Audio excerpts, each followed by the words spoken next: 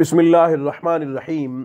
सामीन किराम, आपका दुश्मन आपके ऊपर हावी है, आप मगलूब हो रहे हैं, रुस्वा हो रहे हैं, उसके हाथों जलील हो रहे हैं, या ये कि आपके दर पे है, वो आपको नुकसान पहुंचाना चाहता है माली हवाले से भी और जानी हवाले से भी, तो हमारा ये अमल करें, इंशाअल्लाह दुश्मन को अपनी पड़ जाएगी, वो नाकाम हो जाएगा, रुस्वा हो जाएगा, जलील होगा, मगलूब होगा अल्लाह के फजल व करम से और इस अमल की बरकत से।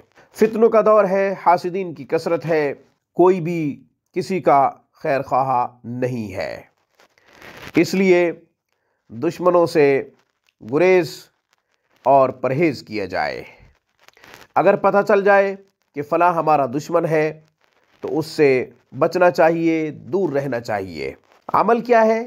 या नजी हो, या नजी हो 313 दफ़ा बाद नमाज इशा पढ़ें, तसव्वुर करें दुश्मन का, दुश्मन को अपने ख्याल में लाएं, जहन में दुश्मन का तसव्वुर रहे और ये अमल करें 313 दफ़ा या नजी हो। इंशाअल्लाह दुश्मन मगलूब होगा, जलील होगा, रुस्वा होगा, अपने मंसूबों में नाकाम होगा, उसके सारे मंसूबे नेस्तो नाबूद हो जाएंगे, मिलिया मेट हो जाएंगी।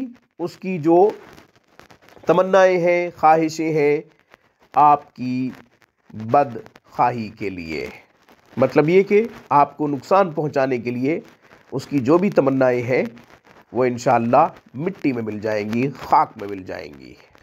आज की वीडियो में बस इतना ही। रूहानी परवाज़ को सब्सक्राइब कीजिए, हमारी तमाम वीडियोज़ की अपडेट हासिल करने के लिए घंटी के बटन को दबा दीजिए। अस्सलामु अलैकुम वरहमतुल्लाहि वबरकातुहू।